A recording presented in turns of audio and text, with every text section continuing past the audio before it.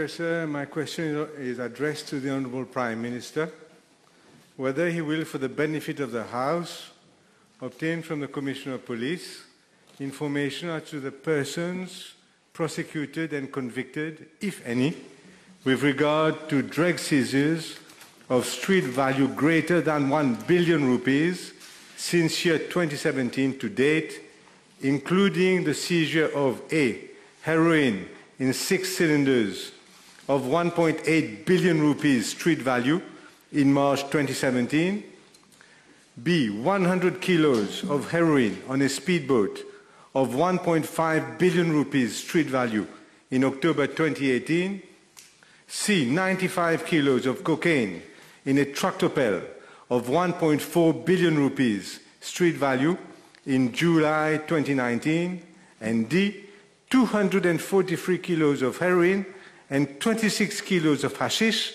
in Pointe-aux-Canonniers of rupees 3.6 billion street value in May 2021.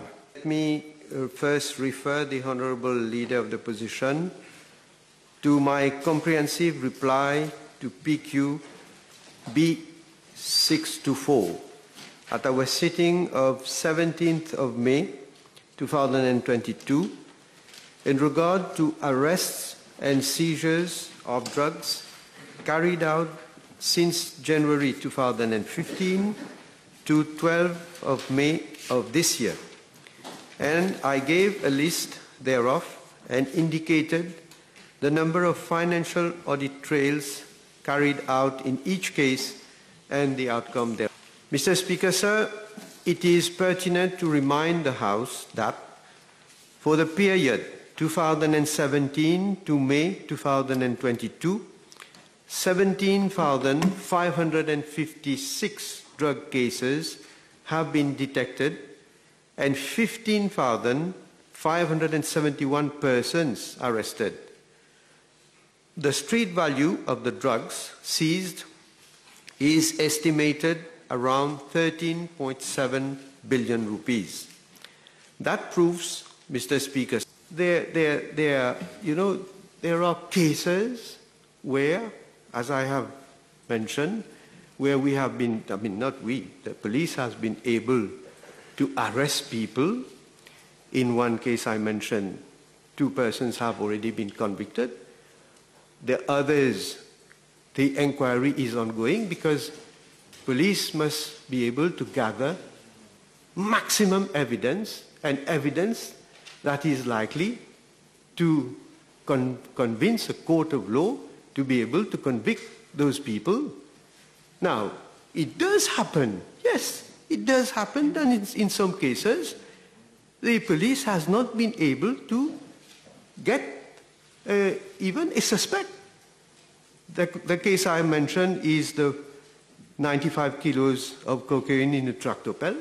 Unfortunately, so far, I haven't been able to arrest and to even have a suspect. So, but we must look at the whole picture. The report is saying that they get more money than the ADSU. What you?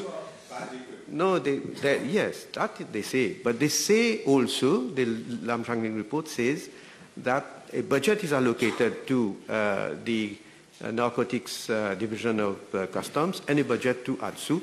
And this is why he recommended that the 2 units be merged into one body. But it is not correct to say that ADSU is not getting the necessary resources. We have, as I said, I had the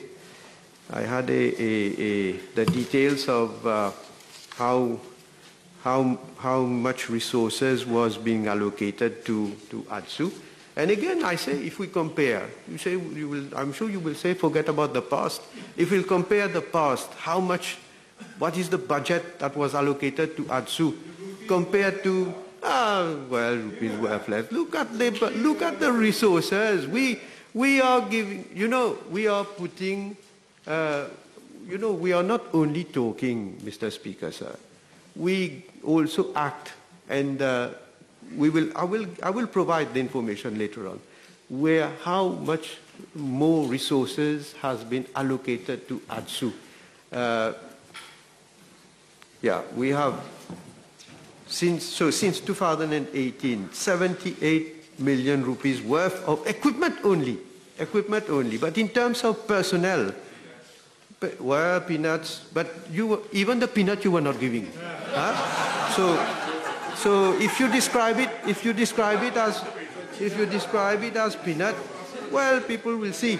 People will be able to judge. But I can say in terms of personnel, in terms of equipment, in terms of training also. But again, Mr. Speaker, sir, I am not saying that we are just satisfied and content with what we are giving to us. So we need obviously to give more. So since 2014 there were 350 officers. 2022 there are 456 officers. But if there is need, and if we are able to provide them with more officers, with better equipment, of course we need to do so.